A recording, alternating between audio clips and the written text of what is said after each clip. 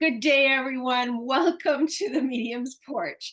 This is Kathleen Boldt. I am your host for the Medium's Porch, which is part of the Blog Talk Radio, Lilydale Radio series, and also you'll find us on the Lilydale Assembly Inc. Facebook page. We're here on the Medium's Porch to talk about the process, the privilege, and the power of communicating with the spirit world. So today we have a special treat, and I want to appeal to all our Lego fans out there.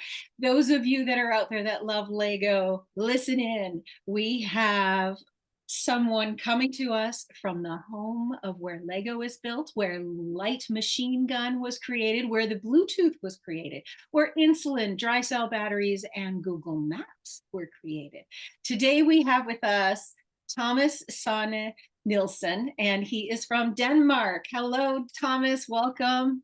Hello, Kathleen. Thank you very much. I didn't know all that about Denmark, so thank you for educating me. Well, as I had, that's funny you didn't know all that, and it's funny. I get that all the time because I live near Niagara Falls, and Yeah, people will tell me things, or they'll come to Niagara Falls, and I just go when tourists come, right? yeah, that's it. So it's pretty normal that we live somewhere and we don't know Yeah, everything there is to know. And of course, your specialty isn't machine guns or Bluetooth. Your no, specialty is mediumship. And so that's what we're here to talk about today. Um, I wanted to introduce, for our listeners, I wanted to introduce you, Thomas, a little more formally. I want to read here what I've written up for you so I don't miss anything, so that people know more about you. So Thomas is a Danish evidential medium. He serves his client with mental mediumship, spirit art, and trance communication. He does speaking, mediumship speaking, and trance healing. He enjoys the intellectual side of spirituality, and he explores and studies the history and evolution of spiritualism and world religions. So Thomas was born to a tightly knit, loving, working class family with much kindness and friendliness, despite having no apparent interest in spirituality. He has studied the history and the aesthetics of theater at the University of Copenhagen. And København, pardon me, København, Copenhagen. Copenhagen, Copenhagen. København. Yeah, Engaged in university studies at La Sorbonne in Paris. And Thomas has a master's degree from the University of Copenhagen, where he has also worked as an associate professor. He has been a freelance writer of essays about art and trends in social philosophy in the postmodern societies. Good. We're going to hear that was a lot. because That was that's a big sandwich. over my head. I love that you're here with us today because Thank you even so though much. I didn't study that far into my university, I am certainly interested in what you have to share with us. From 2000 onward, Thomas has been on a spiritual journey, which has led him to where he is today. During this time, he has studied with world-class mediums and tutors, and he's taught in France, Italy, the UK, and Germany. He continues through his service to others to bring himself forward in his spiritual strength, ever growing his interest in and the practice of spirituality, mediumship, and expanding his knowledge of spiritualism. So again, welcome, Thomas. Thank you so much, Kathleen. It's really an honor, a privilege, and a joy to be here. I'm really glad to see you again. Thomas and I met at Arthur Findlay College some years ago, and we used to go over those lovely walks. Wasn't that lovely? Yes, We used to yeah, walk we in did. those misty mornings. Oh my gosh, I miss that. Beautiful. Yeah, it's such a magical place, and you meet like-minded people from all over the world. It's the best place, really. Right. Now Yeah. you started your studies in Copenhagen, but you ended up doing a lot at Arthur Findlay College. Yes. And because you're someone who's a lifelong learner, we'll come back to a little more about Arthur Findlay College later, but I wanted to ask you, as I do with everyone when I do this podcast and conversation with them, what is it that is special? What is it about mediumship that calls you back to it again and again? That's a very good question. I think that's the mystery of mediumship that draws you back again and again, because it's a for me, it's mediumship is about life, and not just life after death, but before death, and maybe even before life. Even it's about this whole the concept of if there is no death, that means there is only life, and that we are forever living in different forms and shapes and times and all of that. And that is so for me, it's fundamentally the question of life. Why are we here? Why are we living? How can we live? What is our connection with the whole, as an individual, as groups, as societies? So it's that I'm talking about. For me personally, it's the love. It's the love. It's you can find self-love. You can find the love of spirit. You can find actually the love to your fellow human being through Right. mediumship. So it's connected on all levels, not just that we connect to the departed or whatever. They connect to us. They reach out to us. In Danish, you say that you make a contact to the dead, and I really don't like that, because for me, I feel that the dead, the so-called dead, are contacting us. They're reaching out to us. That's how we discovered mediumship. That they really want to meet us in spirit. They want to have this soul connection with us. And we So for can me, see it's a that. life force. You can see that. Yeah, you can see that when we observe or feel it or hear it, Yeah, when we observe how spirit synchronizes things so that yeah, people line up with each other, or how a client is actually finding, or a sitter is finding us yeah. specifically. And it turns out one particular medium really suits them because that's the medium that spirit can talk with and talk through. Yeah. That's the I don't know, maybe it's just the living nucleus. The core of it is that love. And of course, as you say, it's about finding the right medium for you if you're going to have a sitting. Because we're all unique, we're all individuals, means we're different, and that means that this whole thing, spirituality, the life force within us, is presenting itself in different ways through different people. Right. Mediums are not. Mm, It's not True. just mediums that are spiritual. Right, People, exactly. people are Right. born spiritual. Yeah, just because you didn't go to a medium doesn't mean your person in spirit is not working with you or Yeah, helping you find your way or and you supporting can sense you in them. love. You can sense them also. Yeah. Absolutely right. Yeah. Yeah. I think so Trust many you. people get afraid of that sensing part, right? That sense of, Yeah, I don't know what this sense I'm getting is. Or yeah. they're told, obviously, by religious. Now, you were raised without a religion. Yeah, it's a lot of, well, it's a very secular society in Denmark, so the cultural background must be, we're Protestant, but a lot of people don't practice actively their religion. We go to church for Christmas because it's cozy. But other people do believe and all that, and I feel that a lot of people in Denmark have their own interpretation and their own relationship, which is not necessarily dictated by any religious organisms. So there is a kind of freedom Yeah. in that, which is leaves room for you to explore your own spiritual needs and religious needs. I think a lot of people that would have taken a look or been, like I had the experience of being in Denmark, um, encountered the people and the thinking, there's a real liberalism to the way you live your lives.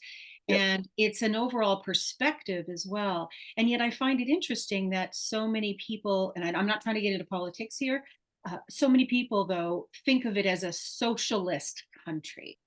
And yeah, yet, when I look at it, even though there's social policy and social support, and what, in offices and work situations we call teamwork, yeah, um, there's a lot of grace and, like you said, a lot of freedom for yeah, the person to express themselves and be who they are. yeah. I think it's politically, it will be, we are a social liberal country, so there is that social part and social security.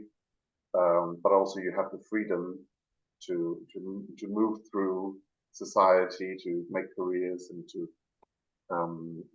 like we have free access to university and stuff like that. So Right, so and universal health care as well, correct? yeah, exactly.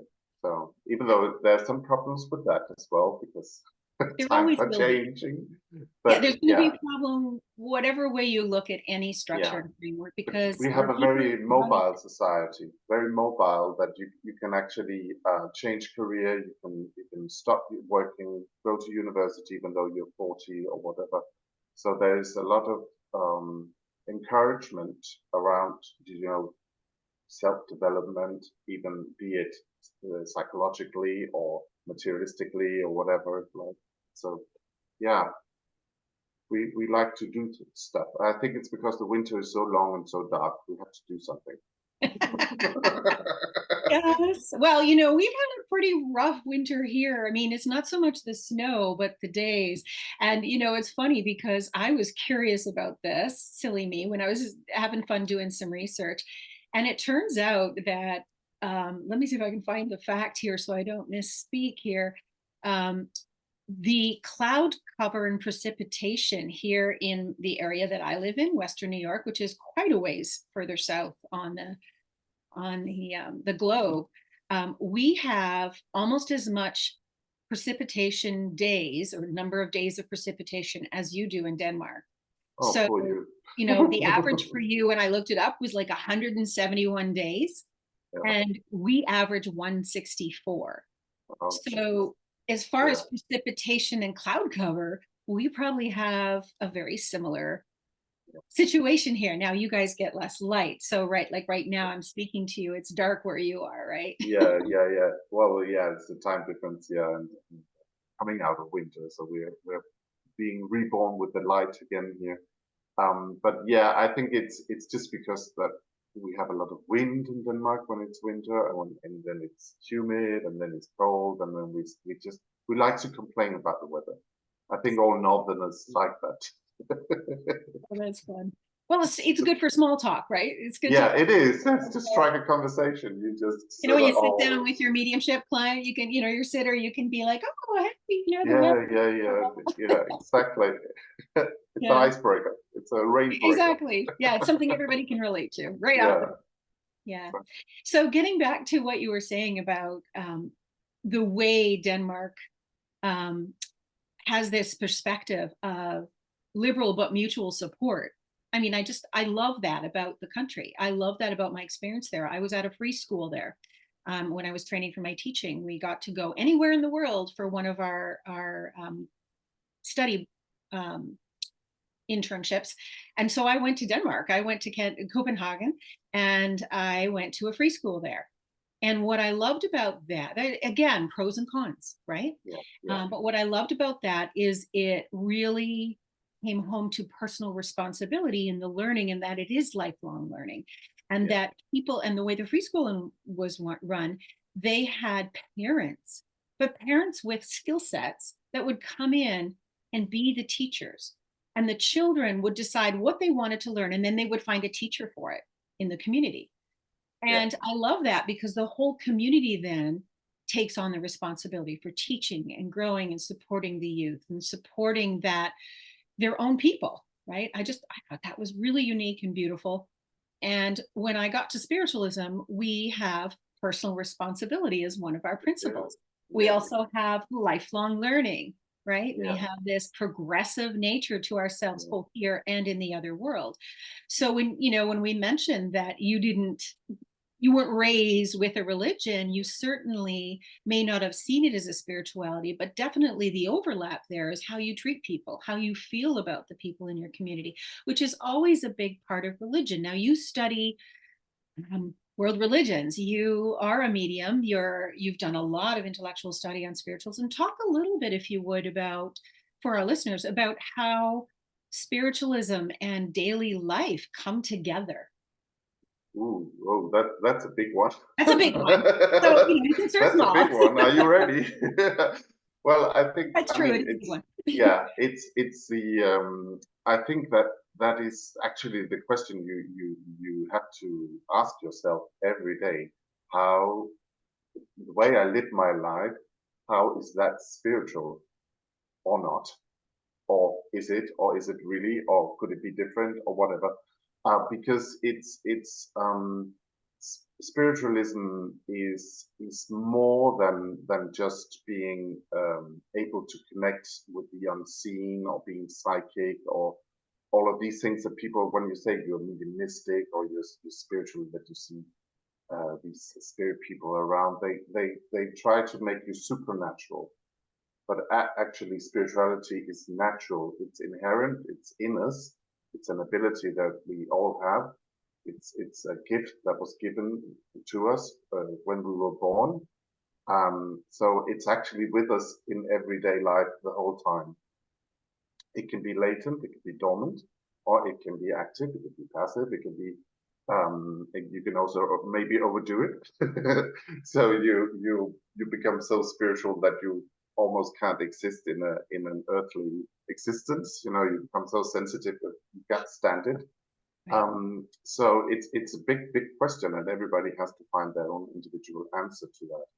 But for me, it's about the, how can you say, maybe the fruits of spirituality is not becoming the best medium, or being able to predict everybody's future, or whatever people might think is that spiritual speciality. For me, it's kindness, it's the joy of life, and it's love. And sometimes it's just peace of mind, and sometimes it's just peace. Leave me alone. Leave me alone, because I just want to experience myself, my own energy, and my own soul.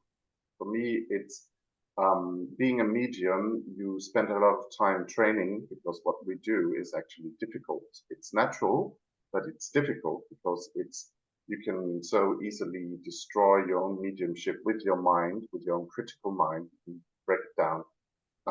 So there's a lot of training there, but I think it's important to train ourselves in sensing our own soul as well, because that is our own spirit. And the first thing when we open up to spirit world, to the spiritual realms of life, the first thing we meet is our own self, our own soul. So we have to get a connection there. And the soul is, I just read this book about a man who in the 1940s, who he was a very humble man, and he left his inheritance, how do you say that? He didn't have any children, any family, so it was done to the state to carry out his wishes, to find out what is the soul.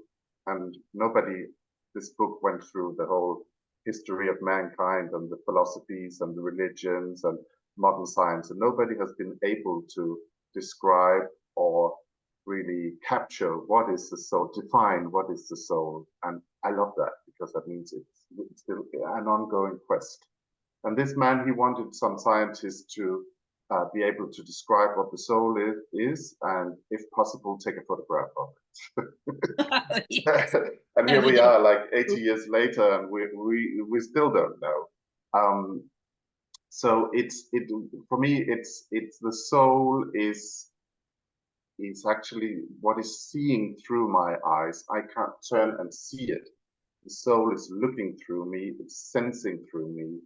So what I do personally is I just lean back just a quarter of an inch into the embrace of my soul.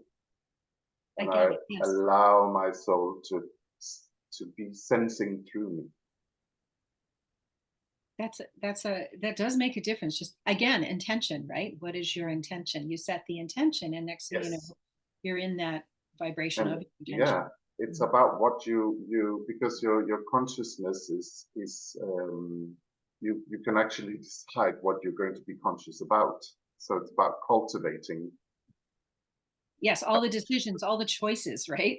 Yeah, so many choices. That's why a lot of mediums love trance, because then we can just be passive and relax in the power instead of moving the power the whole time. Yeah, because the mind is going a mile a minute, but not our mind so much as being cognizant of what is happening. Yeah.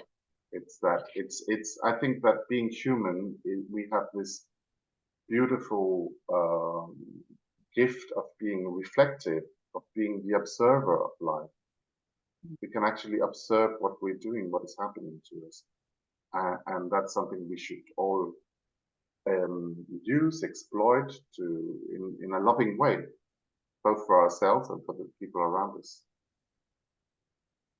Yeah, I know that in the meditation process, it sometimes, or in the sitting in power, whichever I'm doing any given moment, when I'm sitting there, I notice like a layer of awareness, right? There's the conscious layer, there's the egoic layer, right? I'll just call it that. That's concerned about, is my hair all right? And that kind of thing. And then there's the layer that's just like, I'm checking out the atmosphere. This is kind of nice. And oh my goodness, then there's another layer. It's like, there's people here. There's vibration, there's energy, there's a love, there's a power here that is around me. So there's all these levels of awareness. I just described it that way. You talk about soul. We mention and often use and overuse the word spirit. How would you know, even though you just finished saying that even scientists have studied and not been able to identify the soul, how would you best at this point, with the knowledge that you have and the experience that you have, how would you define the difference between a soul or spirit to somebody that has never really given it a thought? Yeah. Well, Well, I would. The ego, what you call the ego, is the everyday instrument and identification of self within everyday life, right? And I feel that the soul is so much bigger. Yeah. It's so because a lot of people who are sensitive but who are not maybe aware of their own energy fields, all of them. So many fields, you have to be a spiritual farmer to grow all these fields. So it's just like, but if you're sensitive and you don't have that awareness of your spiritual energy, you feel that your sensitivity is something fragile and you keep it locked inside you and you protect it and you lock it inside your body and you become very tense and small.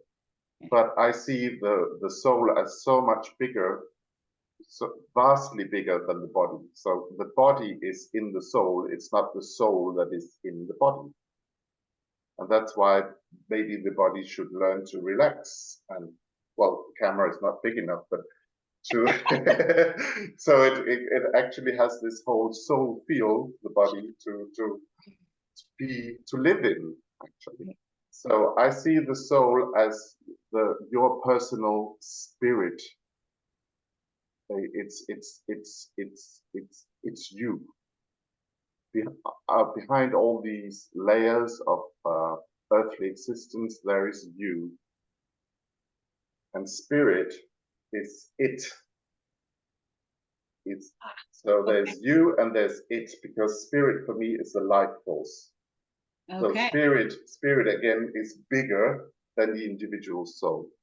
So when we talk about being spiritual and connecting to spirit world, I actually feel we connect to soul world, because they have their personality, they have their thoughts, they have their feelings exactly as we do. So we actually, I feel we connect to souls who live within spirit just as we do. So let me ask you this, the thought that went through my head. So we have our soul, and if that is just what is, this is who we are. The spirit, would the spirit be the animation of that soul? I would, yeah. I feel that would be the life force, the life energy. Okay. Because the soul, this is just my thoughts, right? Oh, well, exactly. I just wrote a book that says quite the opposite. By some Danish medium that said that our spirit is the personalized spiritual energy and the soul is the eternal life force, and so just quite the opposite. So this is just what I And I appreciate your candidness about this, because I have been back and forth on that. Like, it's not an easy question. And yeah, I do like how you're speaking of it in terms of this essence and then the activation of that essence, yeah. right? And using that as two ways. So the spirit comes into the form, but the spirit is always, if I'm understanding you right, the spirit comes into the form, but the spirit is always connected to the soul, which is the source of its power and identity. The spirit, Spirit though, is is the the thing that source. animates within Yes. Yeah. the soul, within the physical body. Yeah. Yeah, I like that. So thank you for that. That is You're lovely. welcome. Yeah, for me personally, it's lovely to Well, I have. think for me, when you say words, people say soul, words, spirits, it's souls like that.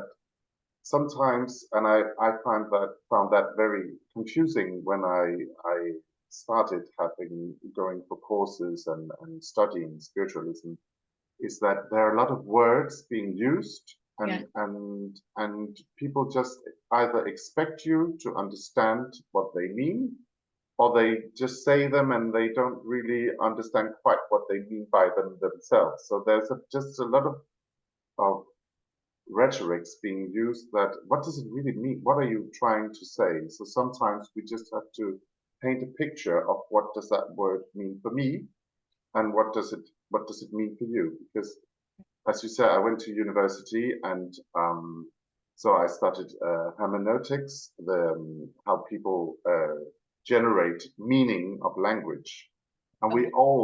there's no objective meaning of any communication. Everybody, you can say one thing to 10 people, and they will all have their 10 different interpretations of it. So Mhm. sometimes we need to explain more where we're coming from with the things we are describing, especially when something as so abstract as spirit world and spiritualism and all these things.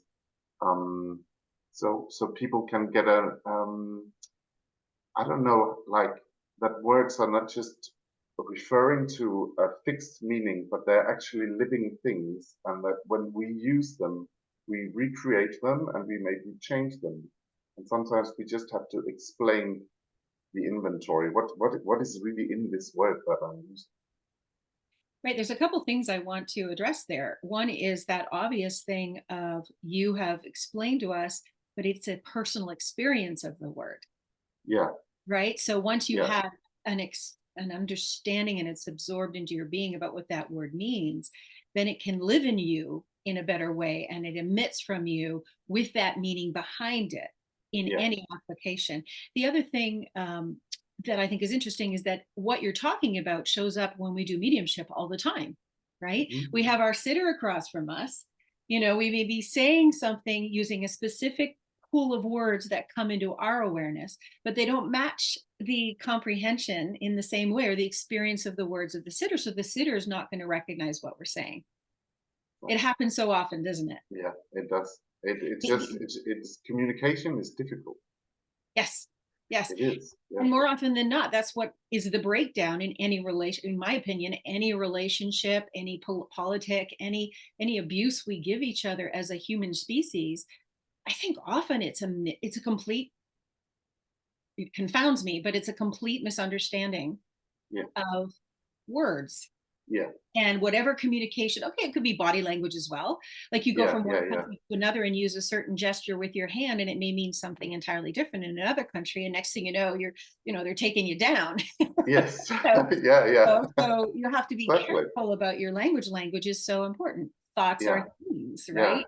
But what you think it is isn't always what somebody else thinks it is. exactly. But And I think you should be careful with the words you use, but you should not be afraid to use words, because if you become, it's like, oh, if this could be misunderstood. So you should actually try and put as much meaning or intention or clarification into your words as possible.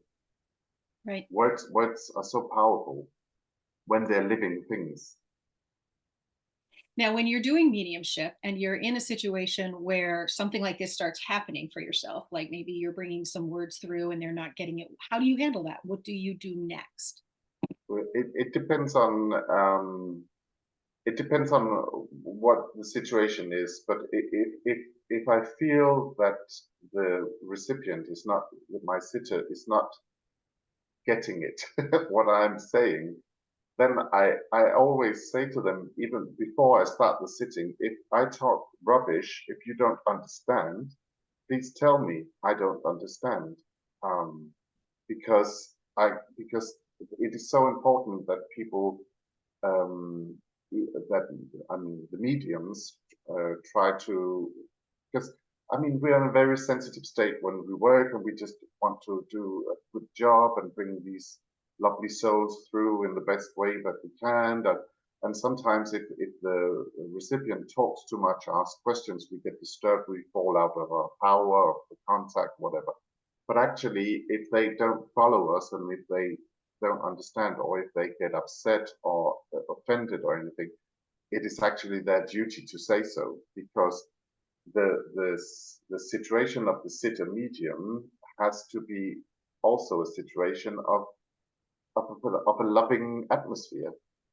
Otherwise, it really it doesn't make sense to try and connect to this world that is beyond the biology, if you can't make the biological world understand each other. So I address it. If I feel that they are uncomfortable, I ask them, how are you feeling?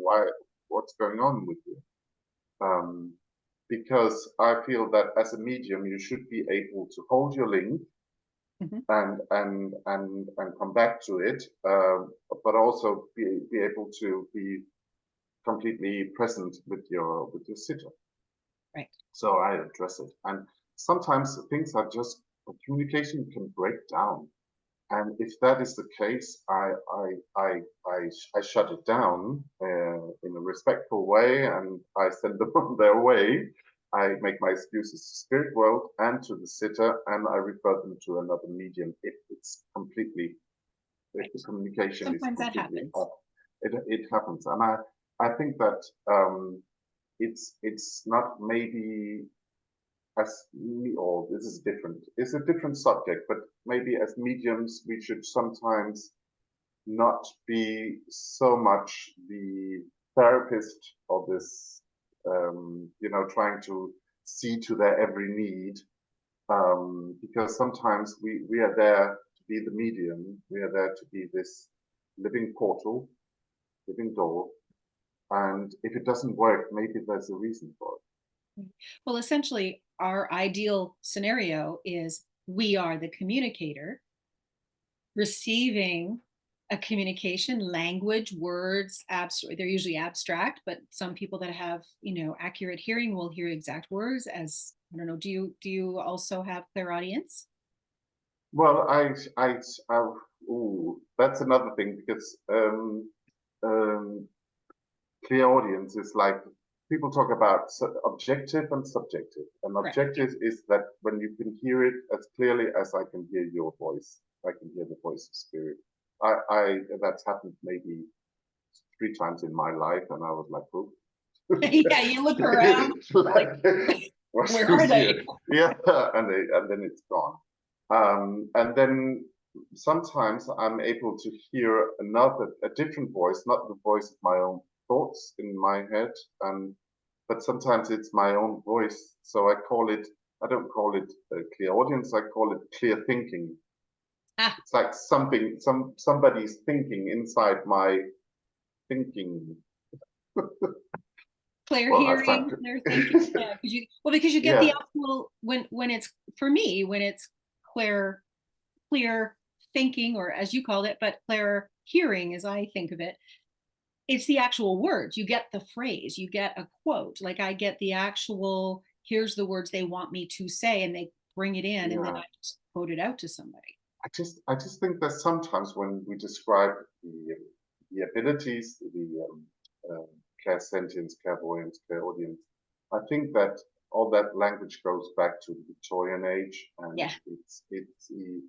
it's a very physical vision, feeling, the auditive faculties. It's a very physical, bodily way of looking at spiritual communication. Are you?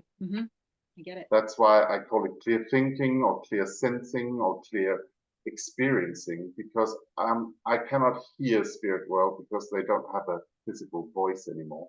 They don't have a body. So what is it?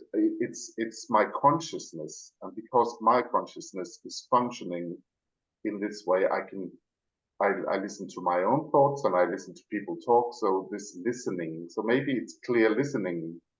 Well, it's funny because the labels are something that I find comical. I mean, we use them just now in our conversation, but I mean, we put those labels on something that is virtually intangible by our physical senses, exactly. right? Yeah. So we try to make it tangible and put it in those little boxes to make us feel better, or also not to make us feel better always, but just to put it out and explain it to others, right? I think it's also, when you look at the history of spiritualism and also the spiritism, that started in France at the same time as roughly as spiritualism in America and later on the UK, is that it generated from materializations, wrappings and spirit materialization. So it was actually spirit taking on this matter, becoming material.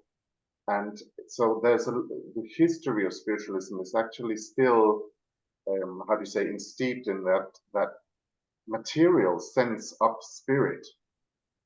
Yeah, good point. That they became tangible because they want us to understand that they are here.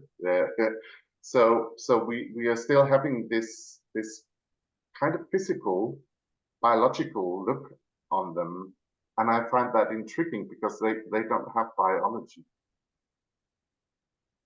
Their spirit. Yeah, but they have to come through our filter, right? Yes, we have exactly, because we are biological beings. So we end up describing them.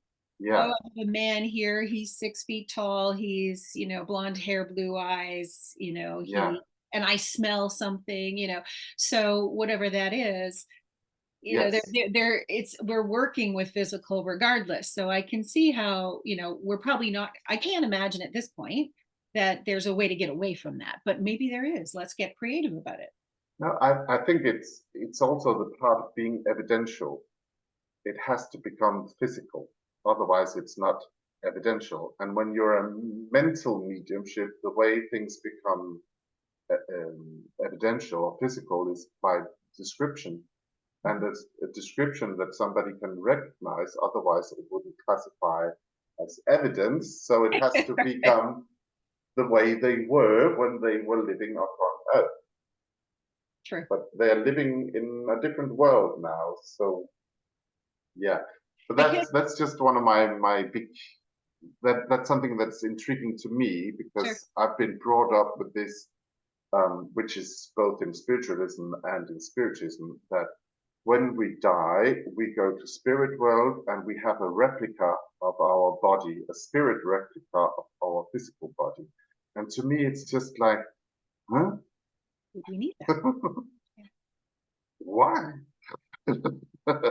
and yeah, so it's yeah, that's a big discussion thing, and maybe it's just sidetracking us, but well, even with that, I don't mind the sidetrack, frankly. I think in circles, why not? Yeah. If you're in spirit, we're probably not going to recognize it. We're not going to be able to fathom until we're there the whole encompassing nature of what that is. And for us to understand, they have to filter it down into our languaging, our system. So I don't think we should try to know exactly what they're doing, because I don't think we can. It's just intriguing. It's not getting stuck on those things, right? Yeah. And for me, it's just like, maybe there's some things we can't explain, but that doesn't deter from the importance of it, or the healing quality of it. These unknown things doesn't necessarily have to be uncertainties, because when we get there, they will be known to us, so we don't have to fear them. So for me, it's just fascinating the way, what is spirit world? all these, when you go to different theories about them, they talk about rays and worlds, and Yeah. that then you progress to the next, and then you do this and you do that. And even there was some old 100 years ago, some trance mediums that did philosophy speaking, and through them there was some description of spirit world, which is, to me, is just like, what? Because they describe that in X number of miles right from when you go right from the Earth, and I don't know where it's right because you go round, so I don't know. I know. But then you find this first world, and within that world there are these 12 layers, and then you just, I just, it becomes so, yeah, I don't know. Do you think even then, when they're bringing trance through to us, trance philosophy and descriptions, do you think even then they're bringing us information that we can best relate to using models and constructs that we already know? So they may be not telling us some things, or they may be telling us like to the right, right? It's impractical. You can't go up to the, the atmosphere and then turn right. Well, your consciousness, your idea Yeah, of right could take you right, but is it yeah. really right in the context of the whole? It's And if like you're like me, I movement. can't tell when people say go right or go left, so I might miss it. Yeah. So maybe, spirit was trying to get the people to think in terms of going right, right? I Yeah, left when I was talking to you, but like going right. So yeah. I I am also, fascinated by that same thing. It's like how they communicate with us about all these layers and worlds so that we know that there's more. yeah, I think you're absolutely right. It's also, when you look at, because I look at it from a historical perspective as well. Mm-hmm. That, let's say that, I mean, if we lived 100 years ago, we would be living, and we would have our grandfathers and relatives in spirit that had lived same times as we had, but also maybe 50 years before, whatever. They would have had a historical experience of earth life, and they would go to spirit with that. But people nowadays that pass now to spirit, they have a completely different understanding of what it is to be human, to be alive in the world. So they must have, I mean, a different understanding in spirit world.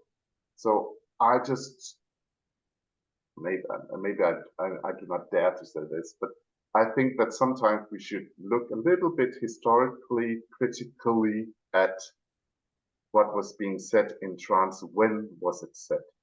Mm-hmm. Because it must filter through the mind of the medium, and the mind of the medium is always living in a historical time. Right. And maybe what was right for people in spirit 100 years ago, maybe it's not so right anymore. Or maybe there's a different right or left. So yeah, so I'm just opening up. Some people can't stand this openness because it makes them fearful and uncertain. But for me, it's freedom. It's freedom of mind, freedom of thinking, freedom of living. That we don't. When you go back in history, the roles of religion was to do a lot of the governing of society. Right. That nowadays we do in our political public life. We discuss things, we debate things. There's legislation. When you go back, it was religion that would form the morality. But now we have, because we have become secular in our societies, it's a political discussion, right? Right. Yeah. So what did I want to say with that? It's just, yeah, it's just interesting. And I think when you go back, and even if you read some books from the 40s or the 50s, and there's lots of wonderful trance discourses that have been written down, Still Roberts and all these, and if you go further back, J.J. Morse and all these wonderful mediums. And actually what's being said from spirit through their wonderful trance mediumship is contradicting. So some spirit says yes, possession is possible, and other spirit says no, it's nonsense. It's just a trick of the mind. So how do you sit with that? How does that affect you personally when you're seeing that contradiction? When I was younger, because now I'm not, I'm old now. Yeah. Yes. Ray, when I was Wisdom, younger, wisdom. I was yeah, wisdom like the teeth. When I was younger, I became disappointed, disillusioned, illusioned. I can't say that word because it's like I projected this. Oh, spirit world would be like this ideal Arcadia, like this wonderful paradise where everything fits in, you know, like theory of everything. Everything is just in wonderful harmony. Everybody's just walking around with their harps and not, are you thirsty? You know, just like this There's wonderful something like wholeness. And then I discovered that we are not there if we ever will be there on planet Earth. That and then I thought, then instead of being saddened by it, I thought then it means that there are more to be discovered.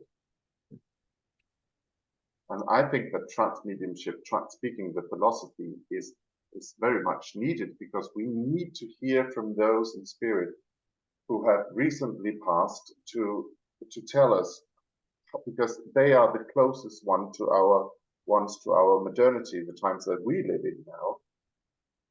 Not the spirit people who lived 500 years ago. We might ask them about other things, and they might know other beautiful things that we also need, because they're truths that maybe people say they're eternal, maybe they just last a long time, or are relevant a long time. But we still need to hear from them. What are their thoughts? What do they think? Because it's also one of the books by Arthur Finley, The Unfolding Universe, and he studies the world religions and how they have been evolving and unfolding, and how spiritualism fits into that. And you can see it's just a continuous unfolding process. This like an exploration realization, or a big experiment. yeah. So maybe we don't need answers that because, well, we need answers. We need knowledge more than answers. I like that. Yeah. Because as soon as we get answers, we tend to lock in on them. Yeah, Fall because an back on answer, using for exactly. excuses, and then lose Yeah. our creative potential and impetus to move forward. Yes. Mhm. An answer is a sentence, and a sentence end with a period, and a period is silence, and the rest is taboo. And that we don't want. We don't want that.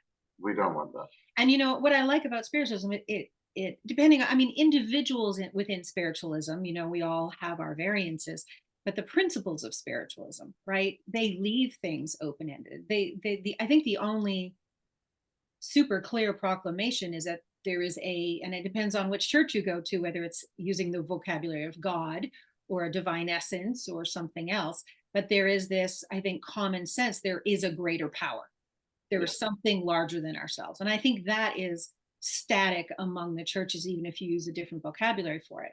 And then you have your principles. And so it gives, I like spiritualism because I love spiritualism because it gives you that ability to be wrong, to correct something, to not know, right? To Yeah. have the freedom to not know, to feel powerful in your world, to be a creator, right? Yeah. To recognize the importance and sincerity and integrity of being personally responsible, like all those layers, right? Exactly. So but it doesn't lock us down into that period like you're talking about. Exactly. They're principles. They're not dogma. Correct. They're not rules. They're principles. Yeah. And they are what I like about spiritualism is the that you can debate, you can discuss, you can explore. I feel like there's not enough of that, you know, in my You need more of that. Yeah. I'd like to see more of that. That would be something I'd like to see more of. Yeah. But I think it's I mean, when people, it's also because spiritualism and mediumship is not the same thing. Mediumship is a part of spiritualism, but you can also have mediumship on its own. like when people demonstrate in big halls, and they actually provide communication of life, right? And it doesn't really have to be under the umbrella of the religion of spiritualism. So spiritualism is mediumship and more, and that is really is what I found beautiful, is that you become attracted to the mediumship, the phenomena, and maybe if you are bereaved, you have a need for the mediumship. It will, and if you have a good experience of communication, your life will be transformed. And then you start to look at the religion and all of that, and it actually provides so much more than just communication. Right. So because I want to. it offers communion. Oh, true. Yeah. Yeah. Absolutely. And a lot of things. Not a lot of I wanted to take a second just to go to your experience about your transformation into mediumship and spiritualism. I know you had an experience. Talk as little or as much about that as you want. And let us know a little bit about your personal journey in this. I'd love to hear a little more. Yeah, well, as you said, I think I've always lived a little bit in my own little bubble, like, being very content in my little bubble. And to me, it was a shock when people told me when I was around 14 or 15, so what do you want to be? I'm like, oh, do I have to be anything? Like, yeah, what do you want to work with? I'm like, do I have to work? Can't I just help in the garden and do the dishes? And, it was Creative really, being that's activated. yeah, I love going to school and learn, and I think that teachers are absolutely underrated in our society, because teachers, I would they agree with open the you. world to you, they open life to you if they do their job well, if they have integrity. I just thought I wanted to learn, and so I got a shock when people tell me, oh, you have to have a career. I'm like, what? No way. So finally, I got through the whole thing, and I just excelled at my exams and all that, because I I, I always explore when people tell you have to learn this, you have to do this. I just explore it, right, and find an angle of my own and all of that. So that went very well. So I thought, oh, at least I could do that. Is a career in going to school? Oh yes, university. So off I went to university, and I had wonderful teachers there as well, and the world opened up, and met wonderful people. And at that point, I didn't think about mediums and spirituality. I think the movie Ghost, that was the closest I got, to that, and that was just for entertainment's sake. And I thought I think I went through a period where I was just a convinced atheist. But it made me sad, because I used to feel I was a sensitive without realizing it. I used to feel so many things, and so the art really inspired me, and people inspired me, but people also brought me down, and it was like this whole roller coaster of it. When you are sensitive and don't take charge of your own sensitivity, you just Right. you're all over the place, right?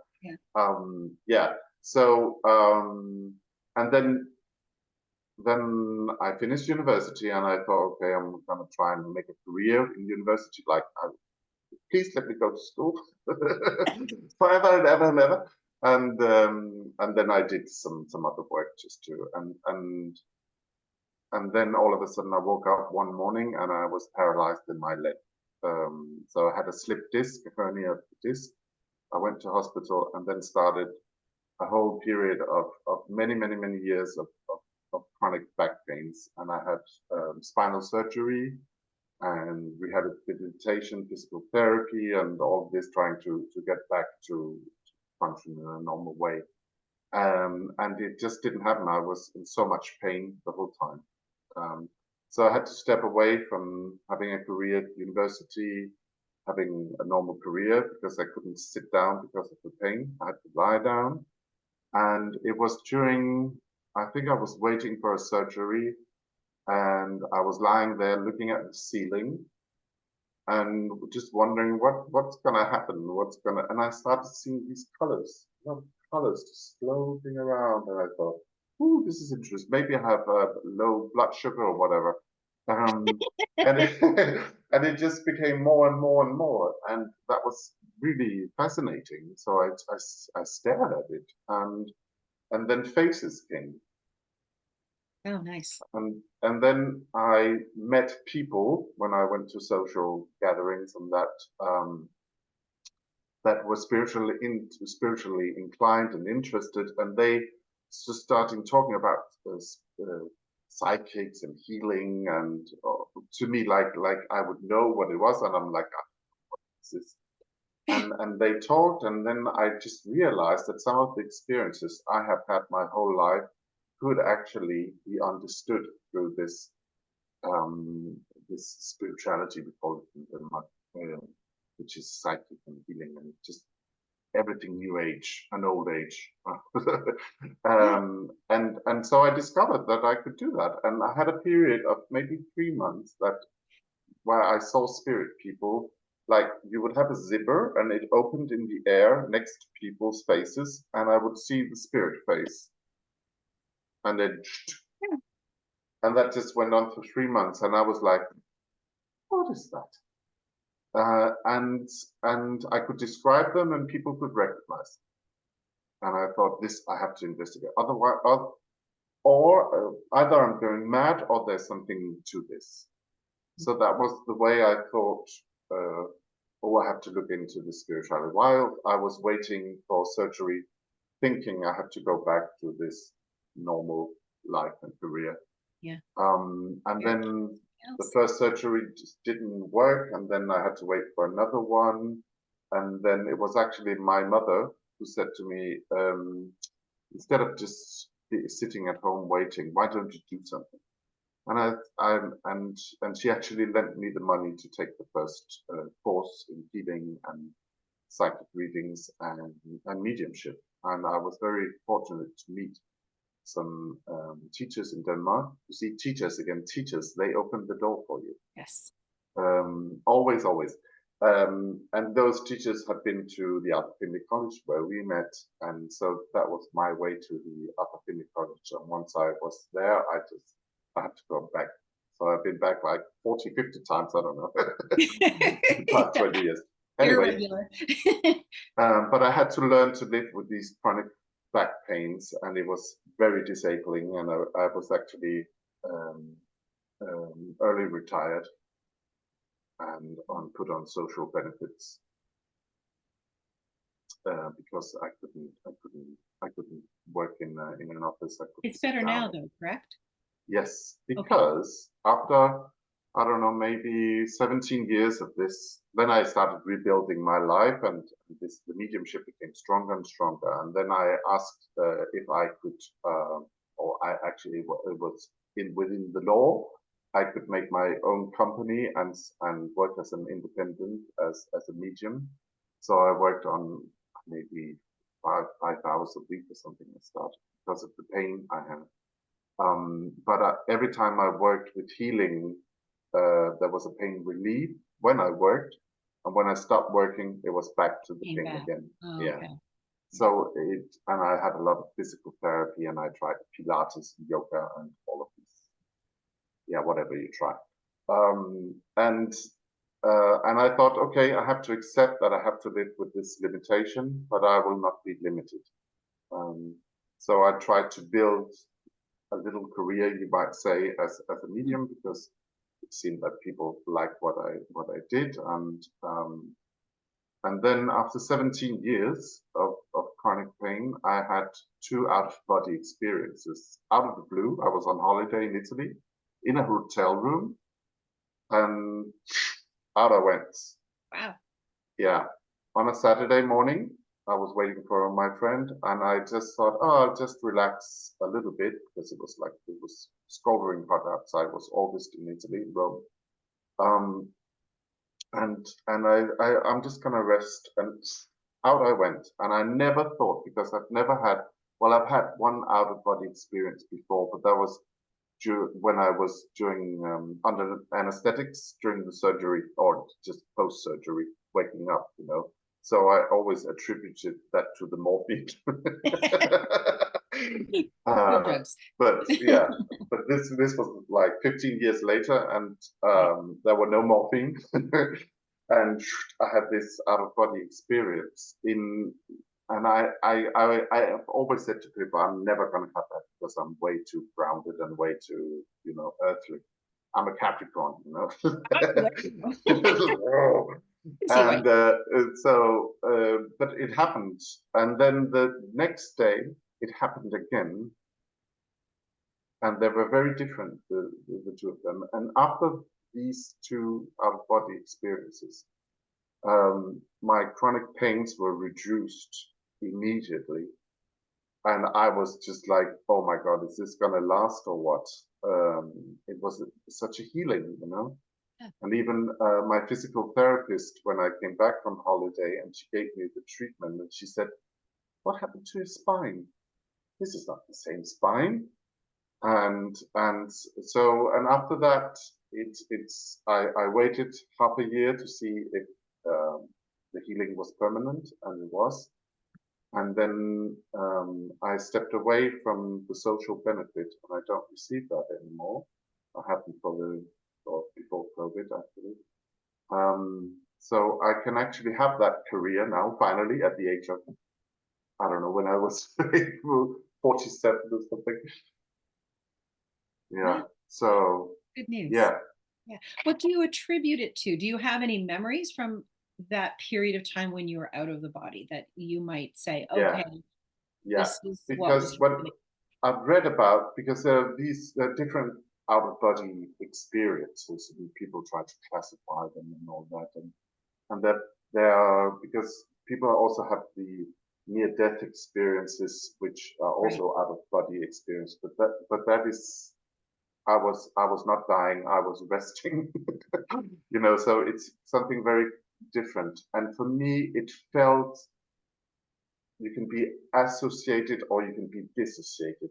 Dissociated means that you don't feel any connection to your body at all. And people describe that they can look down on their body.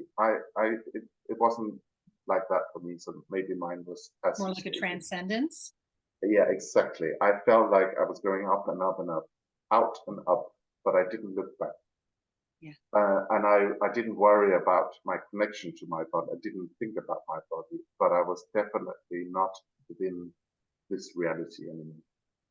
When did you, I'm just curious, when did you identify that you were out of your body, or when did you identify, oh, I was just out of my body? So what was that point where your conscious mind was like, oh, this just happened? It was when what I experienced, and because they were very different. The first one was very visual, and the second one was in darkness, which is, when I think about it now, is very interesting, because I've always been drawn to the yin yang, the Tao symbol, Yeah. But anyway, that's a good. So the first one was very visual, where I could see, and I was just, because I know what it's like, the experiences I have when I meditate, when I sit in the power, when I dream, when I daydream, and it was nothing like that. And I was in a landscape that I had never seen before. Okay. And yeah, so that's why I didn't experience the whole getting out of the body. It was just like, boom, you're there, like catapulted there. Yeah. I did experience it coming back to the body, which was I mean, when I it was just like I had to come back to the breath, and my heart was pounding like, and I was just lying on the bed, I was dressed to go out. So and I felt like it was just like 5 minutes, but it was actually half an hour when I did the time. Yeah. So that was, and I was in an experience, and I must say, personally, I don't know if it was my mind playing tricks. Maybe I just stopped breathing and I was actually dying, and my mind was tricks on me or whatever. I don't know. but the experience I had was beautiful, and it was about guiding, guides and guiding how souls should guide each other. Yes, I like that. Yeah, it was just like, how can I describe it? Words are so limited, aren't they? When you, it was like you could feel everybody, you could hear everybody, even though they were far away, but you didn't hear their like earthly thoughts. You heard the thoughts of their soul. Nice. Yeah, it was love.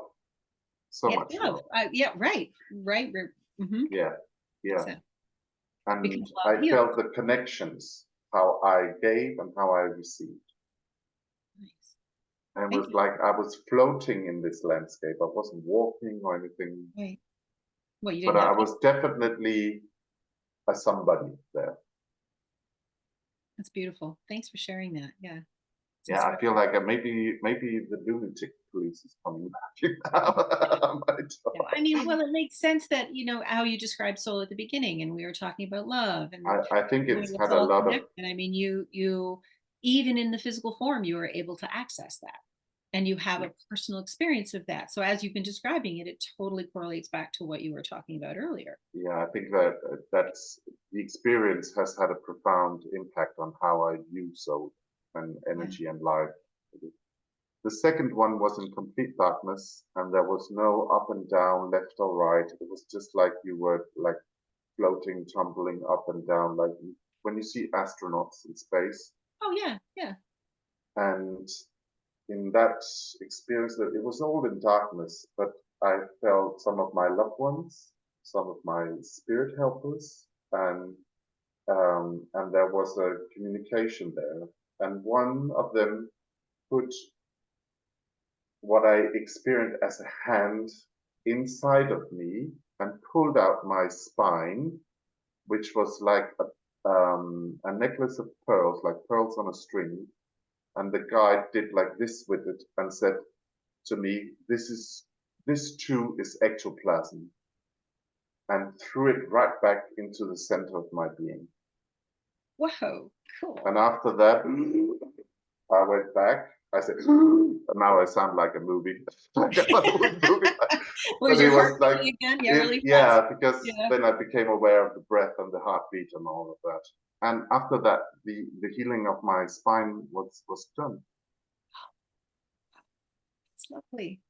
I still have a very Blessed. delicate spine, and I have to take care of it. But now I can function. I can sit. I can do stuff, which before I could do, but it was with so much pain. I was exhausted with it. Yeah. So this I am forever grateful to those Mhm. beings who were with me when I had that experience. Yeah. Wow. Oh my God, I sound like somebody who's like, yeah. No. Talking to the Nah. right people. You're all good. Our listeners know all about this stuff. It's all great. I wanted to know if you could share with us a little bit about some of your artwork and your mediumship, because I know you do the trance. And if you want to talk Yes. about that too, welcome yourself to that. But I know you have a picture if you want to talk about that art process of communicating with spirit and also being visual and manifesting that simultaneously. Yes, I could do that. It's actually because when I was first because I was trained in psychic readings or whatever, healing, mediumship, trance, all at the same time. So my way into this was like, let's explore. So every time somebody talked about spirit art, I was like, what is that?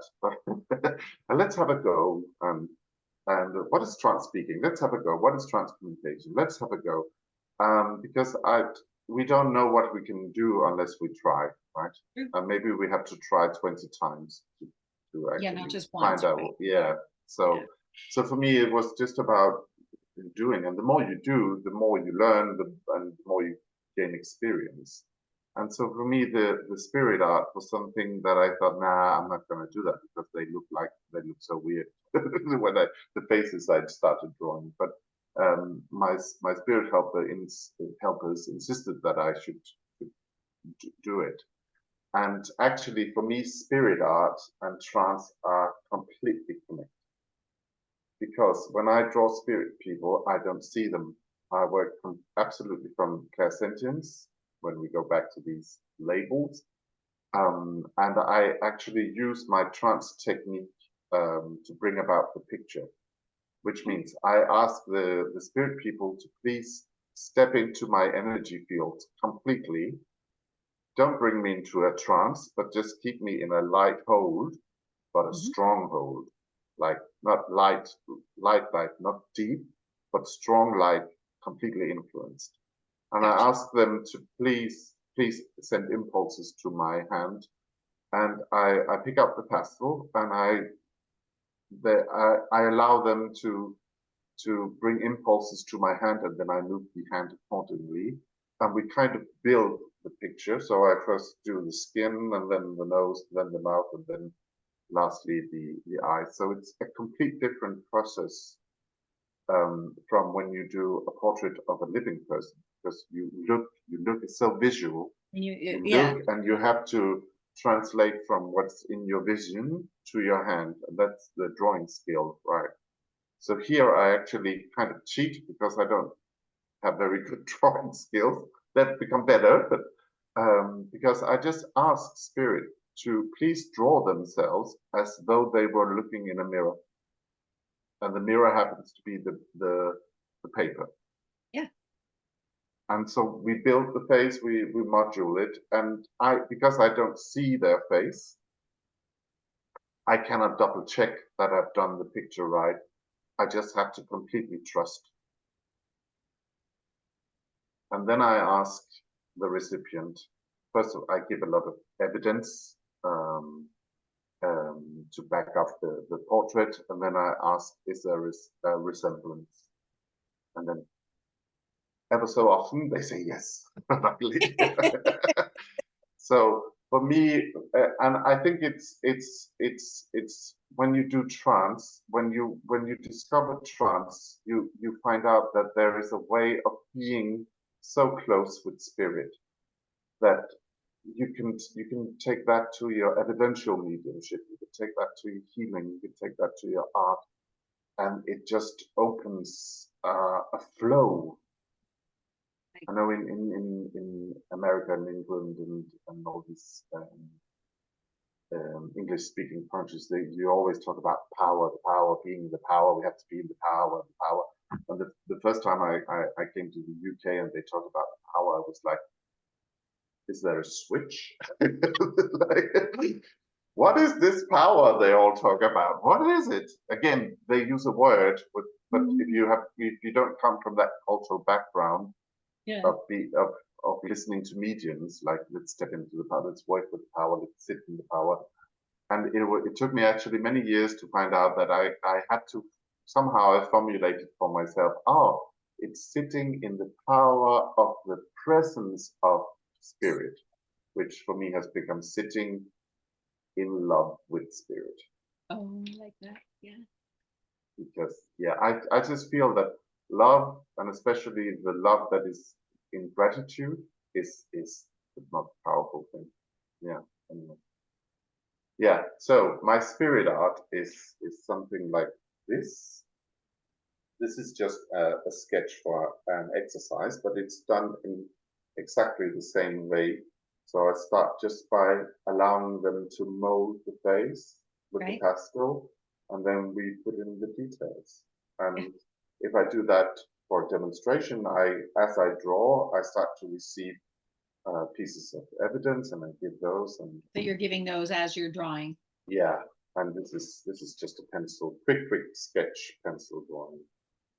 Right. But I think it's a beautiful. It seems that spirit like this because they can manifest in a physical form, which is not like a physical seance or a materialization, but this can actually go home with the sitter, and I have experienced that I have made that was a public demonstration. I've drawn some portraits and people have not been able to recognize it, but maybe there was something in the evidence that maybe they knew somebody. And I said, okay, let's if they come through, we'll let them travel. So they go home with people and then other people recognize them. Other people recognize them, Yeah. So I think that it's a way for spirit world to work in a different way.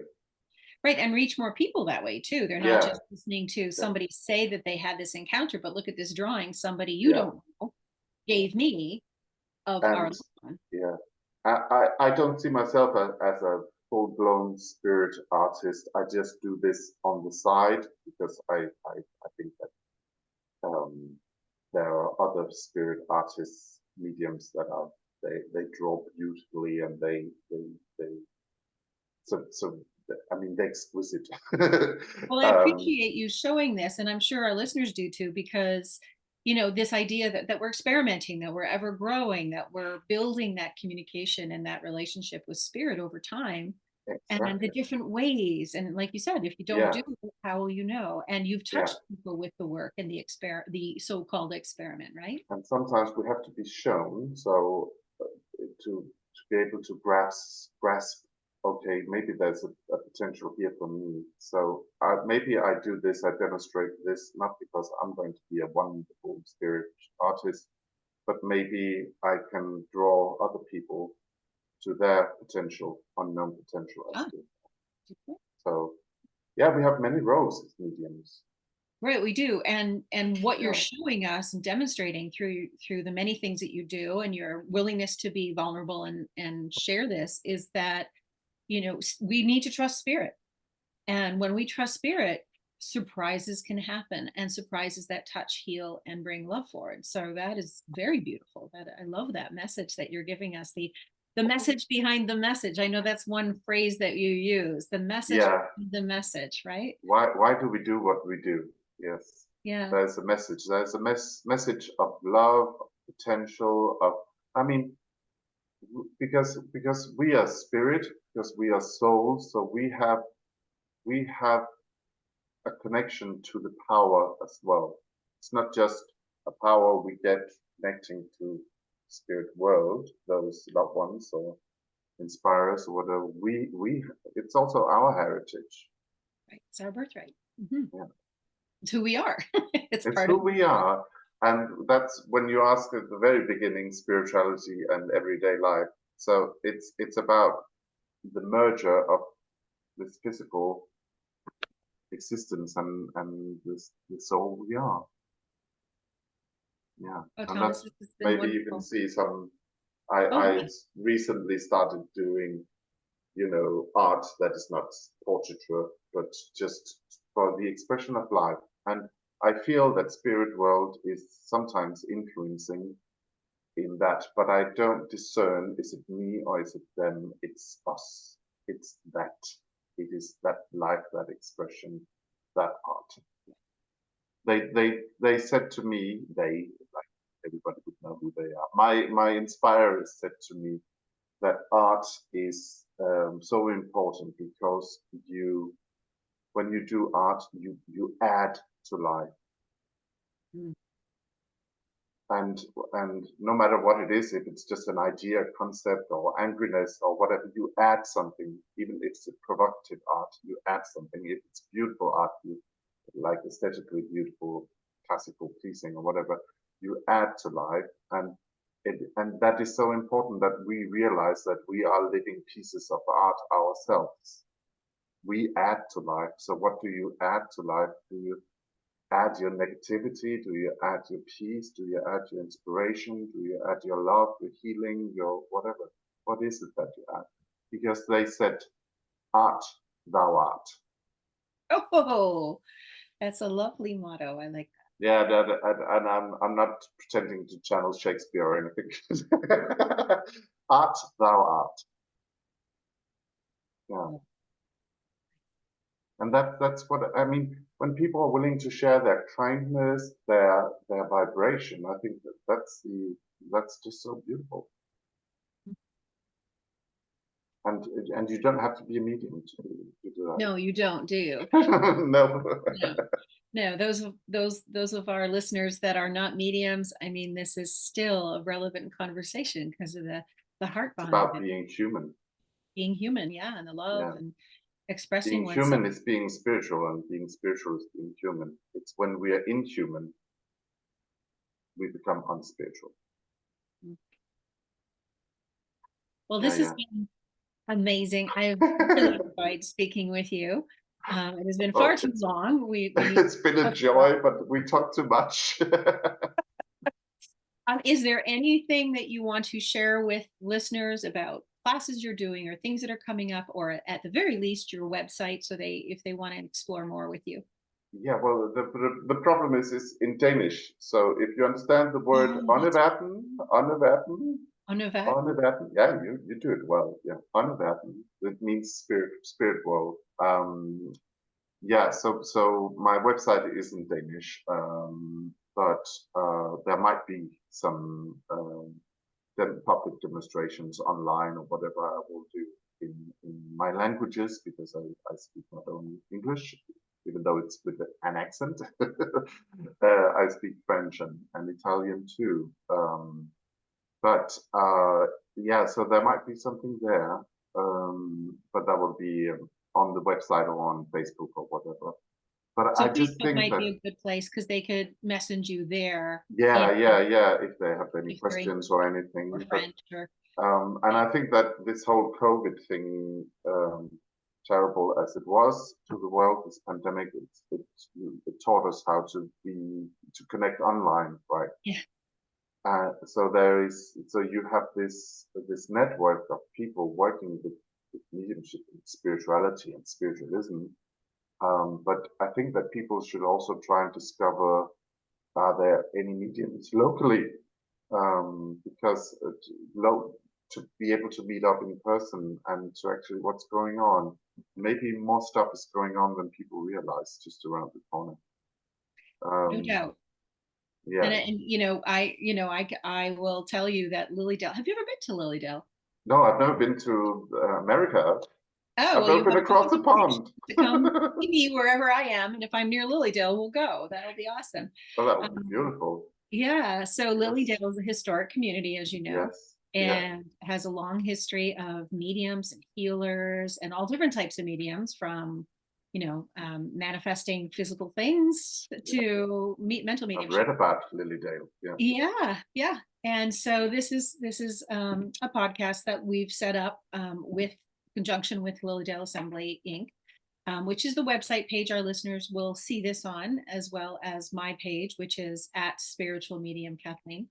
But Lilydale has a summer program. And so I'm explaining it to you as the same time I'm telling my audience Yeah, that we yeah. have a summer Good. program, and it starts at the end of June and it runs until Labor Day. And it's filled with opportunities. You pay a flat fee at the gate, you come in, and there's demonstrations that happen 3 times a day outdoors. There's a demonstration that happens at the end of the church service. There's Sunday night all message services. There's Monday night circles. There's a whole variety of ways to touch and be touched by spirit through mediumship. There's Adventures in Mediumship, which is a class. So if you wanted to experience that, different mediums will be teaching that in the summer, one night a week on Tuesdays. There's also a nice philosophy circle, a talking circle, so people can get together and just banter around subject matter. That usually happens Wednesdays and Saturdays. And then we have a lot of mediums and healers and specialists in the science of the paranormal, and not so much paranormal as, spirit world, near-death experiences, things like that come in and teach classes. So all of that, the program for the summer of 2024 is online for anybody interested. That is up and ready to go. You can start planning out your summer.